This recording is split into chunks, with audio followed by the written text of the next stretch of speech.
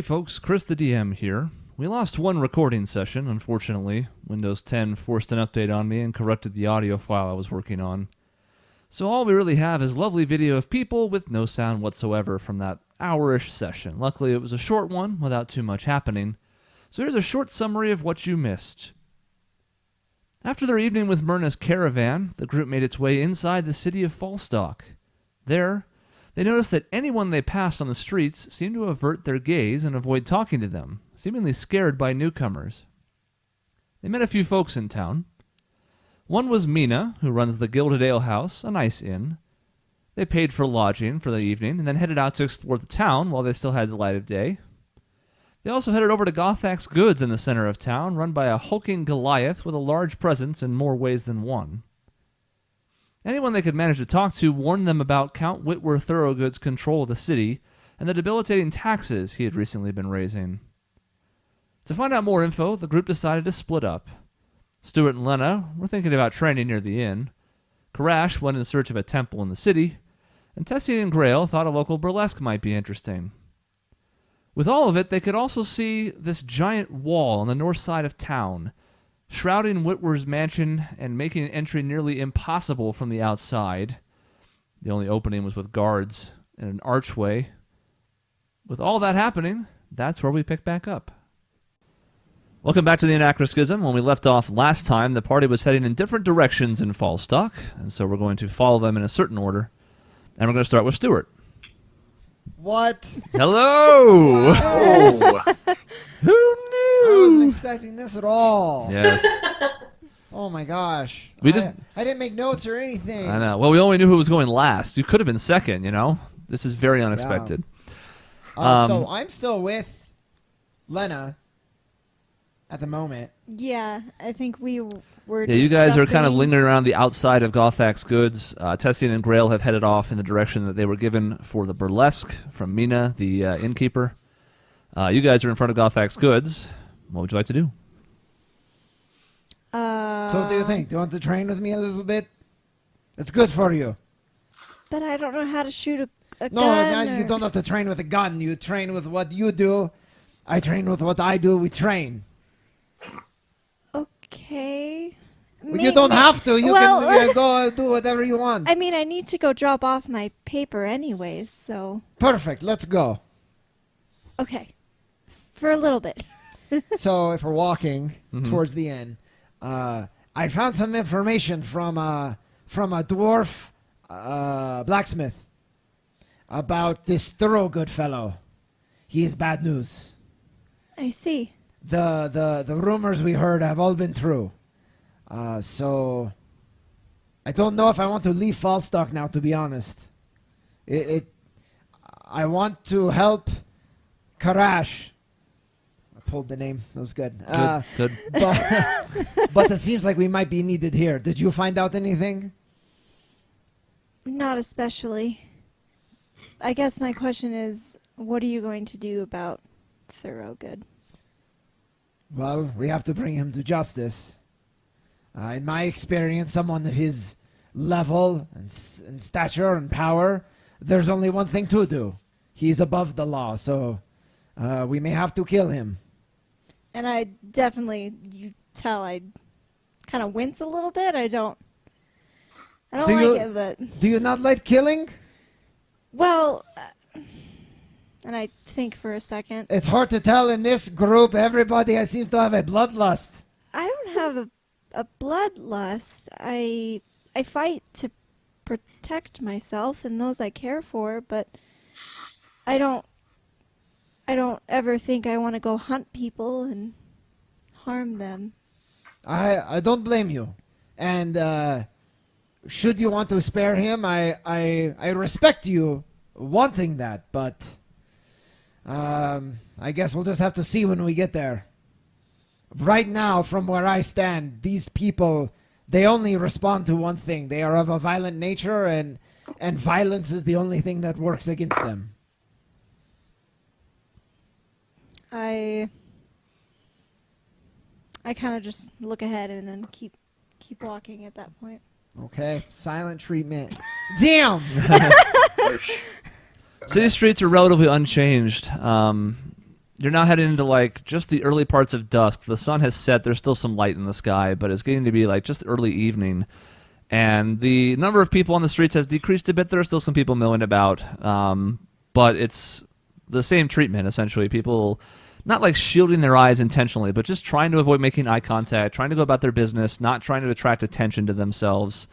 You make your way back over to the Gilded Ale House, and that experience doesn't change. It's only like a 5-minute walk. The two are not far apart, that and Gothak's Goods, but you just keep getting this sense that as you walk through Falstock, that something higher level is like squelching the people's happiness in a sense. If you need more evidence for why Thorogood needs to pay, just take a look around. These people, they're just shells. Think about the towns that we've been to. It's full of life. Everyone's happy. This is nothing. These people are afraid, and it's because of him.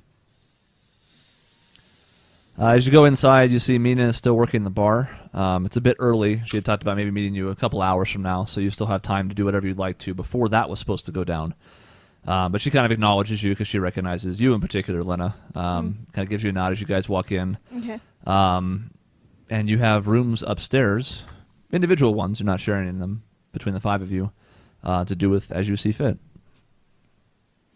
I'm going to go to my room and drop off Lock the door and not go outside ever. sneak out the window. I'm going to drop off my stuff, and I'm going to thank you for the offer to train, but I think I need to go visit some of the temples and think some things over. Okay, I'll be here. And I don't even really look up. I'll be here and start practicing. I'll be here. I like to imagine, by the way, that Lena just goes through this whole elaborate ruse to make footstep sounds and then shut her door, and then she's actually sneaking out for no reason. Yeah, the temples. Gotta go check them out. The body is a temple of sorts. Gotta go to the burlesque. Okay. Oh dear. Kerash. Yo. Despite the fact that Mina's information about Paylor himself seems to have been way off the mark, almost as though she's like a complete atheist of sorts, her directions were not. And as you head towards the southeast part of town, you pretty quickly come across your destination, about 10 minutes of walking with, again, same sitting. Maybe even more so for you as a Dragonborn, because you are almost more noticeable just by default. People seem had this additional edge of sort of steering clear. Mm-hmm. And you've experienced some people who were wary of you because of your outward appearance, maybe because they don't know enough about you or whatever. This isn't that. They're not afraid of you because of who you are. They're afraid of you because you're a new element, something different. So it's not specifically because you're a Dragonborn, just because this guy's noticeable. I don't want to be noticed, so they all kind of just veer off to the side of the path. Heading to the southeast, you see up ahead a 2-story building with a relatively decent wooden construction on the outside, but what really sticks out on it is a thick glass roof that comes to a point in the middle. It's basically getting to be nightfall now. It's dusk. And on the outside is just a relatively simple sign with an image of a sun on it. And it doesn't seem, it's unassuming from the outside. And if this is apparently the only temple in Falstock, it almost seems a bit off. Even for somebody who's not especially well-traveled like Kerash, you would think that the gods would have more lavish places of worship. But so far, in the couple of towns you've been to, at least in our time on air, and even the times that you visited some on the ports, you've noticed that their influence doesn't seem to be that wide, at least in this part of the continent that you've been to. So this is a decent-sized building, not even as big as the inn, certainly not as big as Gothak's Goods. It just seems like it could almost be bigger to you. Okay. Is it an open door sort of situation? Do I have to knock on something? There is a double door that is that are both open to the inside. I'm just gonna wander in and either look for somebody to talk to or look for a place to sit by myself. Okay. On the inside, you can now see that despite the fact that the building is 2 stories, it's actually only got 1 floor, and the inside has a raised ceiling. And through it, you can kind of catch a glimpse, at least a little bit, of the brightest of the stars. You can see through there. You also see that there is an elderly-looking halfling. He has long, flowing, yellowish robes on. And at the moment, as you walk in, he's talking to what appears to be 2 younger people with... They don't have like a full-on robe get-up like he does, but they have almost like... One of them has like a yellow scarf tied around him. They all have like this, some semblance of this yellow on their apparel. And he's giving them instructions talking about healing a couple of people in the beds in a room that's adjacent to this main open area. And you can even kind of see off to the right as you look in that there are beds in there and there's a couple people laying in them. It appears that this is at least partially responsible as like a haven of sorts or almost a pseudo-hospital, that this temple was also used for healing in the area. Okay, I'm not even going to hesitate. If I hear them talking about people needing healing, I'm going to yell out, "Priest, I am a paladin of Kor. Do you require assistance with healing?" And he turns over and looks, and he's caught off guard for a second. And again, you're sort of used to this on just that split second of people going, "What? Whoa, wait a minute," and then, you know, for the most part, people are accepting, so it's fine. But there's always that moment where they're taken aback, and this is no different for the priest here. He says, "We would always be grateful for any assistance. Have you healing abilities, young one?" I have some. "Well, we have many who are weary and sick. If you are willing to lend your aid, we have mostly raw acolytes and newcomers and eager youth who may not have the experience to back up their fervor and excitement to try and assist Pelor. If you are capable and have the means, we would certainly welcome your help." If you don't have a problem with the fact that I'm a paladin of Kord and not of Pelor, I'm more than happy to help. If we turned away everyone who didn't worship Pelor, we would be empty 24/7. This is so cute. Besides, Kord and Pelor aren't all that different. Sure, they stand for different things, and their believers have different tracks that they follow, but they're somewhat close. Their views are at least partially in alignment. There's overlap. You are certainly welcome here, as is anyone else who is willing to do good deeds in this city. Then show me your sick, priest. So he leads you back into this side room, and inside there are basically 2 rows of 5 beds on each wall as this kind of like longer room extends back. And 7 of the beds are occupied with, there's a couple humans, there's a half-elf, there's an elf, all of which are kind of like under the cover. Some of them look like they're battling with disease, illness, not feeling well, feeling sick. One of the humans actually has like a broken arm. One of them is actually being attended to by a couple of the acolytes as you come in, different ones from the ones you saw, as you came in. And they appear to actually be nursing some kind of wound, like he's bleeding at the moment, and they're trying to they're holding their hands up against him, and there's some glow coming out of it. There's a decent amount of people in here, and it seems like, a town this big, it's not surprising that a facility this small might be kind of near maximum occupancy. But it does look like, as you see these acolytes scurrying about, all of which are young. There's nobody over the age of 25, at least in their relative sense. Jesus. Obviously, some races have different aging cycles, but these are all youngins in here, and some of them seem to be holding their own. Some of them seem to be a little panicky, a little jittery, a little off their game. So it does look like they could use your help. All right, I'm gonna, whomever it is that looks like they need the help the most, I would assume the open wound, I'll go to first and assist with a little lay on hands. Okay. How many points you pumping in there? I've got to make this last, so let's. What do I got? I'll do 5 on the first guy, get him stabilized at least. Okay. Medicine check. I can do that. I'm trained in medicine.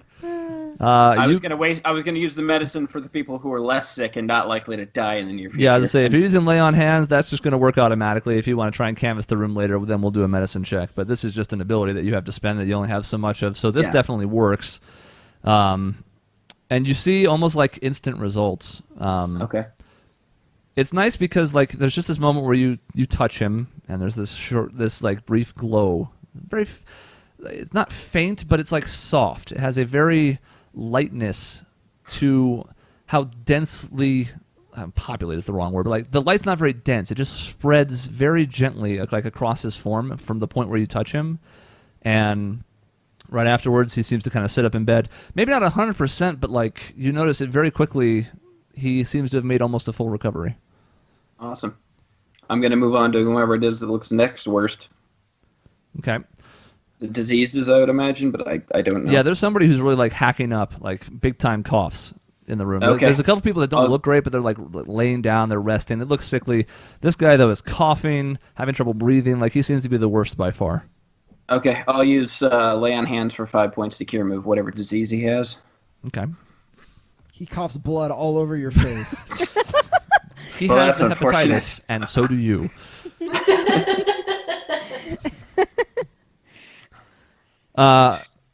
Let's go ahead and make a medicine check too for like general stuff after lay on hands, just to see how well this goes. Can do. Oh, I can't see it. Where'd it go? 15 on Hey, medicine. 15. So you spend the next maybe 10, 15 minutes, because this takes more time than just like touching somebody with lay on hands, and kind of canvas the room. And you notice as you're doing so that you're also kind of attracting a crowd, because some of these acolytes sort of like back off as you approach, because they're noticing that you're doing both successful and quick work.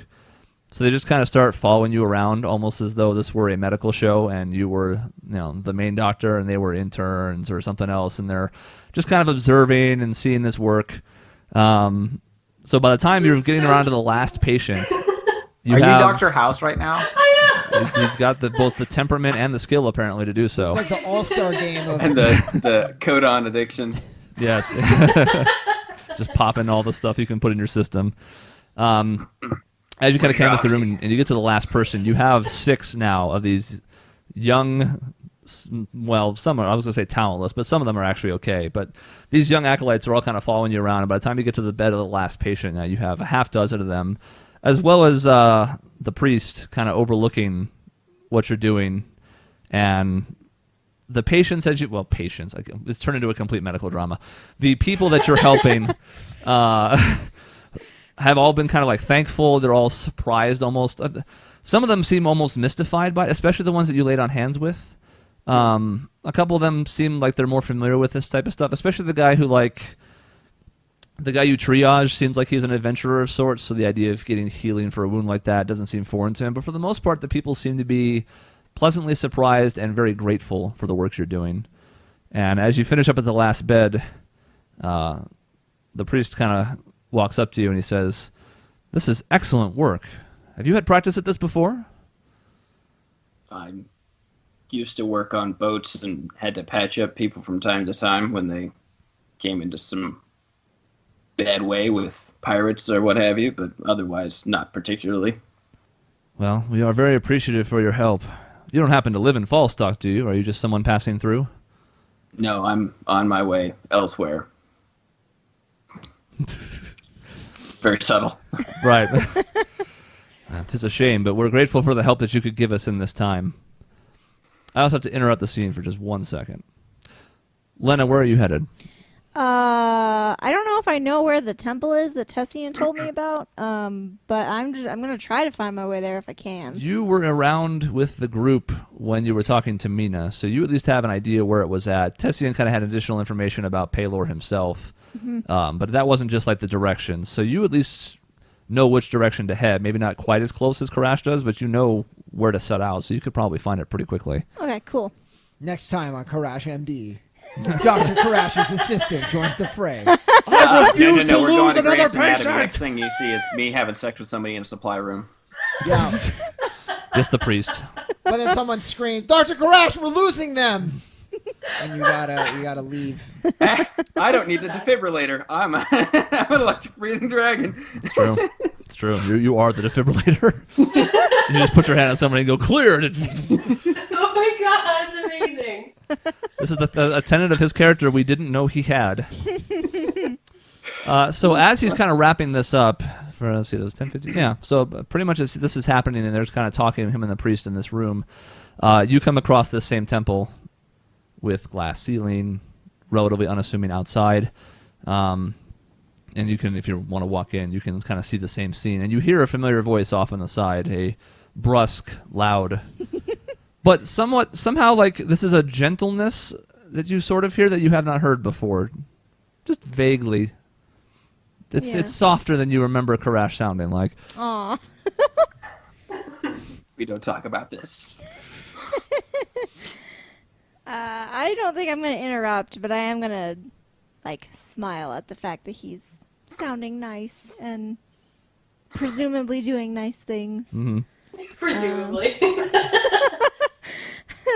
Yeah, I'm going to just walk in, take in the scenery because it looks nice. This is a fancy by my standards. It's pretty nice on the inside. It's maybe, again, like, your understanding of gods is pretty limited from your time in the Soamwood, but like, it seems like a fitting place of worship. It may not be quite as lavish as you might have expected, but maybe that's just like hearsay and rumors that you've heard that would say like, wow, it's supposed to be this resplendent, like everything's going to be made of ivory and it's going to be shimmering. There's going to be golden like candle receptacles, and that's not really what this is. But it's well kept, it's clean, it's organized on the inside, and there are definitely like a couple of shrines where people, you can tell just from a look, like relatively regularly worship. Relatively. What the fuck? It's fine. Look, as the person who talks the most, I'm going to be the one who trips up the most. I've accepted that. Inside the room, the priest now kind of looks you over, asks for your name. Oh, me? No, this is Kerash. Oh, sorry. Oh, yeah, that's very confusing. I am Kerash, Paladin of Cord.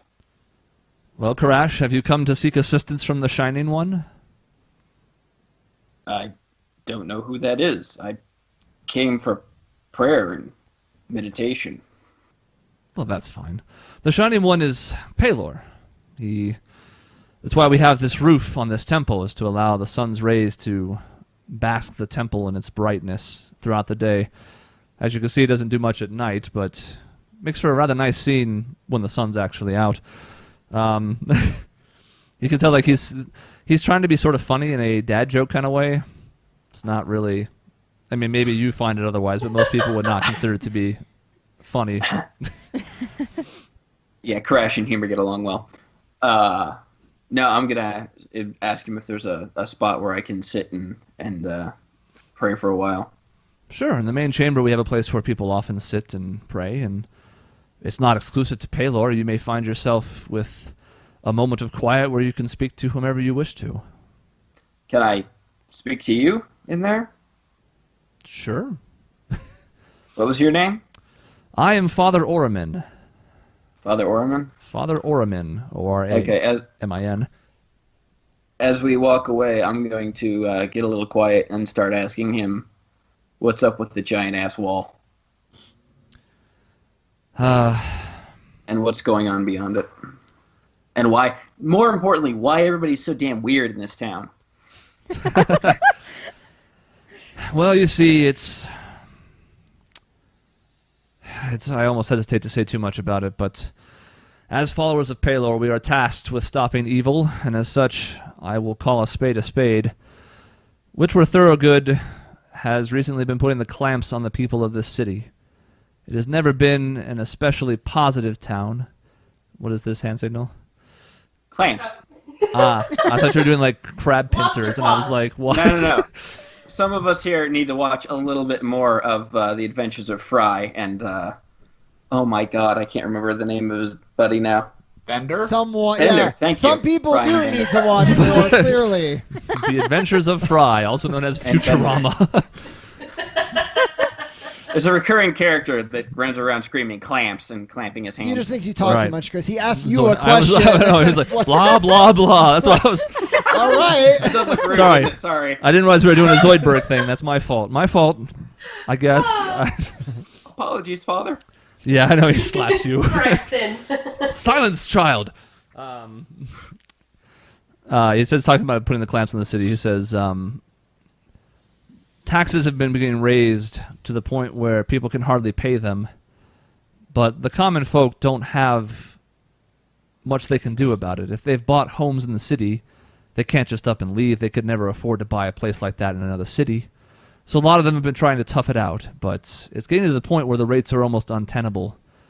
I know not why Thorogood has made such an extreme move to fill the coffers of his own pockets, but it's been tough for the people in the last month or two. That's bizarre. Why would he bother? It doesn't. I assume he needs the money for Did he something. not have enough to make ends meet before? No, you kind of asked about what was inside the walls. It's a very lavish, almost mansion that he resides in. His place of residence is very nice. He has no shortage of money for his own needs. So it appears he needs money for something else, but I could not say what. Maybe he answers to someone higher than him. Maybe it's a new tariff implemented by someone who is in a higher perch than him. I don't know, but it has been very difficult for the people of the city to keep up. What is that sucker's name? I can't see it. The one. Nope. I've forgotten it and I didn't write it down. Yeah, don't worry about it. Bender. Nope. Yes, Bender. No. The person whose name we got back in the first village we were in. I am great with words today. I apologize for everything. Thorogood. Are you No. talking Not about Thorogood.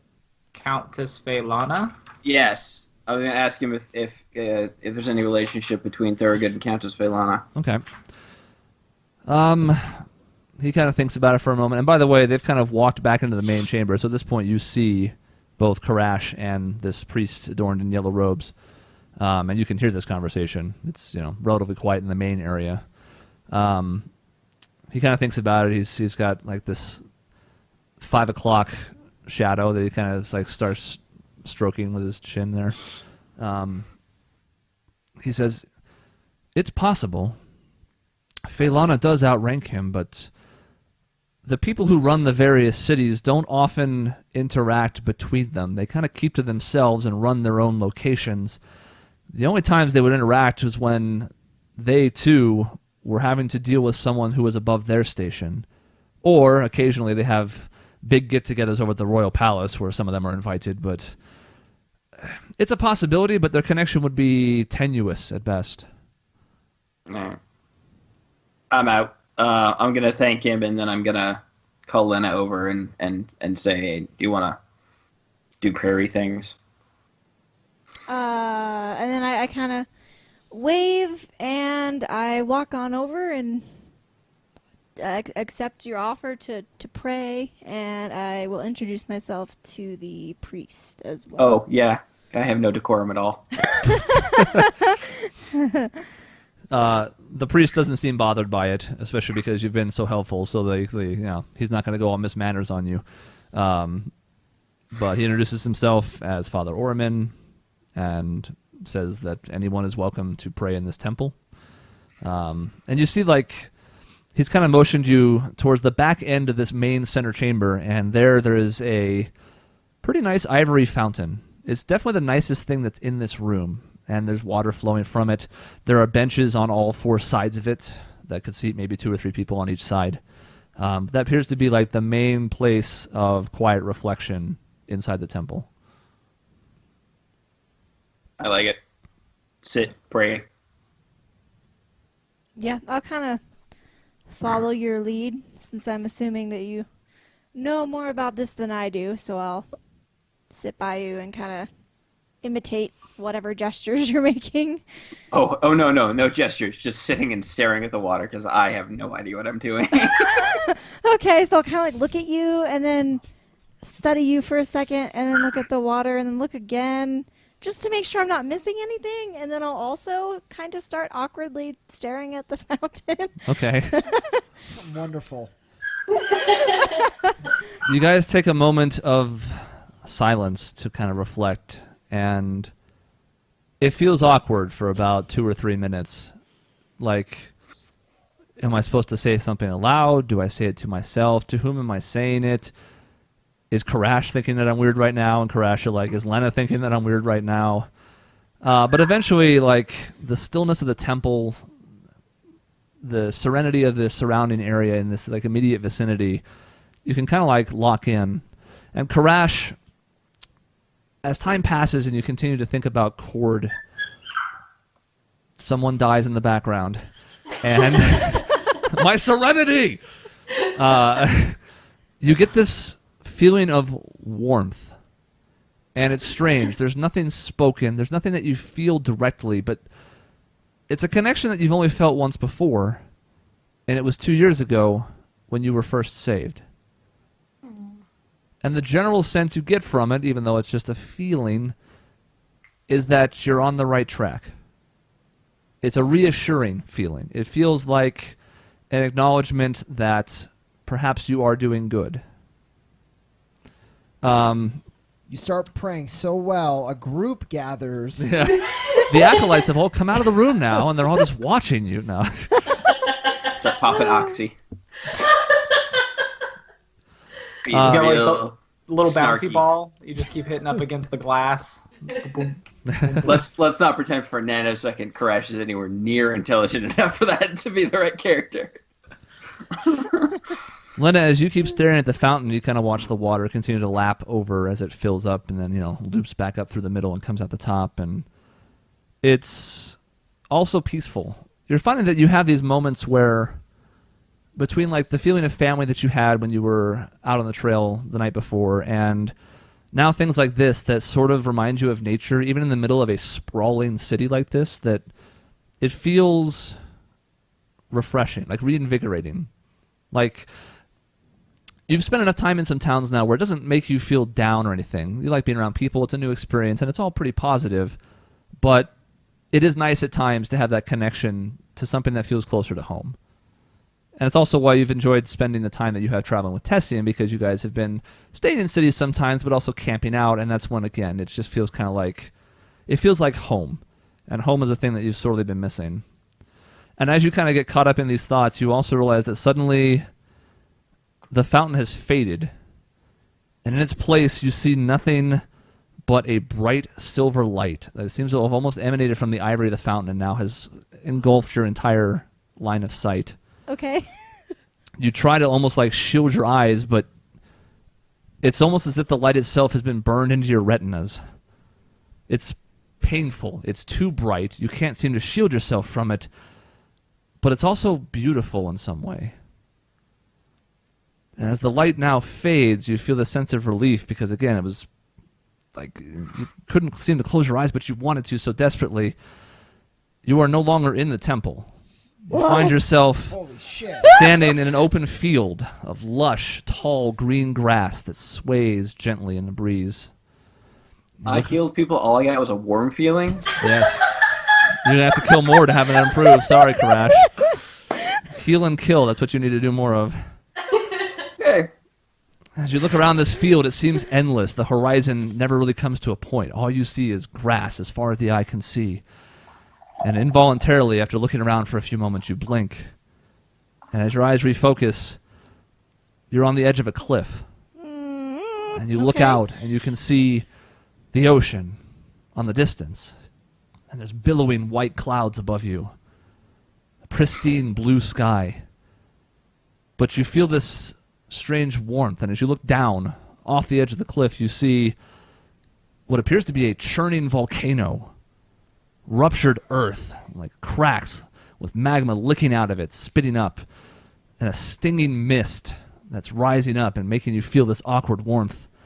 And the mist kind of like stings your eyes, and you can't like wipe them. You don't seem to have arms. You're almost disembodied, but as your eyes swim in water, you sort of manage to like clear it away finally, And you're in a forest filled in a 360 panorama of thick, decades-old trees.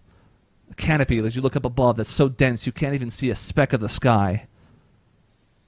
You look around, there's nothing in this forest. No creatures, no people. And as you're kind of looking for any of the signs of life, the trunks of the trees from the base and then going upwards start to almost calcify. And they turn from a deep brown color into a grayish hue instead. Before you have a chance to like reach out and touch one or see what's happening with it, the bright light makes your vision swim once more, almost brighter than the first time. And as again you wish desperately to turn away or have it diminish in some form, it finally does, and as it starts to fade to black instead, you see what you could swear is a silver face. It's difficult to make out the features for sure, but you're still fairly confident that it is a silver dragon. And eventually, your vision kind of focuses down on it. As the light starts to fade, so does his face, and it's eventually swallowed by darkness. Kerash, you look over as you've kind of like broken out of this prayer, and Lena is kind of like slumped over on the bench, and she does not appear to be conscious. Oh my god.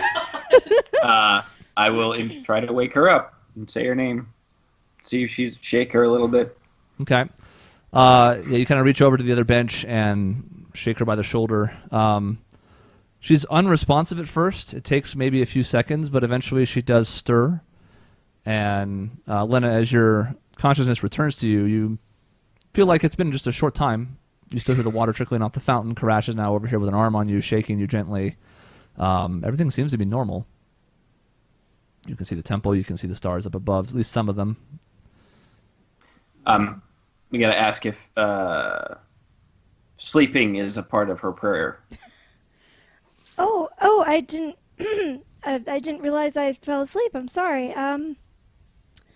Thank you for praying with me, Kerash, but I think I need to go. So, I'm assuming I remember my vision? Yes. Okay, good. You do have like a faint headache. It almost feels like you were overloaded in a sense, just briefly, and so like you feel fine. You don't feel anything like lingering from this, other than the fact that, you know, slight headache, maybe from quickly coming in and out of consciousness, but Yeah. beyond that, everything seems normal. Your vision's now fine.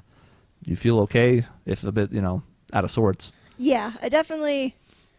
That's probably on my face very clearly, that I'm not quite here right now. I'm thinking about things. I'm sidetracked, so I'm just gonna thank you, Kerash, and then I'm gonna get up and go. Okay. I'm going to give her a minute of space, because apparently she wants to be on her own, and I'll head back to the Golden Ale House and say thank you to the father as I leave if I see him again. Okay. Yeah, he's kind of off tending to his own stuff as you guys are doing this, but you can easily catch him on your way out. And he thanks you once again as well. Says to please stop by any time. I will if there's... I'm back in town, sir. Doctor of the Thunder. Kerash, MP. So, Chris, I'm assuming we're going to switch to the other two people. I have two questions. Sure. One is, do I get to do a practice check? You can. Is there anything else you want to be doing with this time? And then yes, there is. So, but I don't want to. You know, they've been waiting, so Sure. I would do it while they were gone. But if they want to do their thing, like that's okay. We can do yours in short bursts in between. So let's do this now, and then we'll do the other one after theirs, if that makes sense. Yeah, so that sounds good. So I would be practicing two things. One is spinning the revolver and like putting in the bullets as the revolver's spinning. Jason's shaking his head because he knows it's so cool. Right. And He's overcome with emotion. and so I'm Definitely practicing that. not. Just you were like, oh, I just want to do that. That's awesome. Yeah, that's. And then I'm in the room and I'm like doing like a spin drop roll, and standing and drawing my gun and saying, "Whitward Thorogood, I deem you guilty." And then I spin to the other side and say, "Thorogood, Your time has come to pay. Oh, his And then accent's back. Yeah, I'm trying different accents. On that gun. And then, and then I spin around and say, Thorogood. And then I shoot him. So I'm practicing. I'm practicing a lot. You're such a dork. Yeah, how many bullets are on the floor at this point? I just want to know. That's Well, what we're Like, going is to this, like, check. All right, so first make a dexterity check. Okay, that's just raw dead. Yes. This is for the bullets and the gun. Yeah. And I'm doing it, and it's 16. Okay. This is relatively new to you, Pretty and good. you're still getting more bullets on the floor than you are in the gun, but you're having some success with it. And it definitely gets a little bit easier as you spend a little bit more time on it. Okay. It's going to take probably a lot more work to get to the point where you can do them like 100%, Okay. but it's not too bad. In fact, it's probably a little better than you expected. And then, and, I'm just there, and I'm practicing, and I'm only practicing for like 5 to 10 minutes, and I'm just like, idle hands, and I'm just thinking, that Tessian, I don't know. He seems like a good guy, but I don't know anything about him. But he's wanted to help us. But he's a noble. I don't know enough. I want to trust him, but I can't. And I started thinking, and I was thinking, maybe I can do something about that. So I put my guns away, and I go out, and I kind of search around, and do I see anybody? If I'm walking toward Tessian's room, do I see anyone in the hallway? Out of curiosity, just because I want to see what happens, let's have you make an acrobatics check. I want to know how well where Thorogood part went. the poor maid is like gonna walk into his room later with like a broom and just be like, "Oh, I'll just sweep up," and there's just gonna be bullets Yeah. everywhere, and they're just gonna walk out. They're just gonna give up. They're Yeah, not gonna- they're not paid enough for that. It's A almost 7. as bad as when we rented it out to 8 kobolds. Okay. Oh, God. So after your display with the bullets, you start to try and do your dodge roll move into a shot, and at one point you roll and bump into the foot of the bed, and it kind of takes some of the sting away from your with Thorogood. But I still get But you still, yeah, you kind of like stagger to your feet, and you're like, oh, Don't mind that. Your time has come. yes. Seem I'm a little very bit, in character when I'm rolling. yes, seem a little bit off your game there. Yeah. But afterwards, as you start to think about what you might be doing next, you head into the hallway. There's currently nobody in the hallway. You do still hear the hustle and bustle of a lot of people in the main area downstairs by the bar. Sweet. So I'm going to stealth over to the room and check the doorknob Okay, because I'm a terrible person. sure. Jason, is it locked? I don't even know. Did we even go up to our room? I don't think you did. Oh, so is there nothing in the room then? Probably yeah, not. that's why this is great. So I don't think. Yeah, Stuart, you don't know that though. Okay. Yeah. Yeah, I'd still try to check then. yeah. They got rooms, so it would be reasonable to think they'd have stuff in there. The door is not locked, and as you swing inside, you see that, like your room, right? Like your room, Dastardly. it has. Like, the rooms are also nicely furnished. It's not just that main area. Like, the bar had all those ornate decorations on it and stuff, and the tables seem to be all well crafted. That similar craftsmanship extends to all the furniture in the room. The beds are nice, just like your room. But it looks like a room that has not yet been touched. Okay. So I'm like, well, whatever. You're not even 100% sure it's Tessian's room. So I close the door, and then I start to head back, and then I stop, and I realize Lena definitely went to her room. And Lena and Tessian are thick as thieves. Mm-hmm. Wow. So I'm just, I'm thinking maybe she has something that can point me to, like I want to trust Tessian and all of you, but it's just hard for me. I got to see with my own eyes. This could be an elaborate ruse to turn me in for a bounty. So I'm gonna check Elena's room. Okay, you do know for sure which room that is because you came back with her. Is your room locked? I don't think I would have locked it. Okay. Probably not. Very irresponsible. Door swings open to a still very unused looking room. Almost identical to the two now you've seen. Of course, yours have been worn in a little bit and you have bullets all over the floor. And a bedpost with a slight indent on it. On my forehead. Just kidding. It's much too strong for that and well made. Did you leave anything behind in the room? I think I just dropped off parchment? my parchment and paper, but I don't think I left anything else. It's like the letter and all that, and that's on you. Mm-hmm. Damn. Sorry. So you see what appears to be like a. It has one of those same bags from Gothak, which is weird because she only spent 3 copper. But you can see the the roll of parchment sticking out of it. It's over on the desk that the room has, and beyond that, the room seems to be pretty empty. Well, I'm restless as fuck now, so I'm gonna go like get my things and kind of like not sneak out, but like quietly leave and go like check out different points of the wall, see if there's if I can identify some sort of like weak point or less guarded area or something. Okay. Tessie and Grail. I wish that I had left stuff in the room. I think that would have been fun. I'm but- so wishing I did that now. I'm so sorry. Yeah, unfortunately, you guys got the rooms, got the keys for the rooms, had a drink for free on the house with the rooms, and then went to Gothax.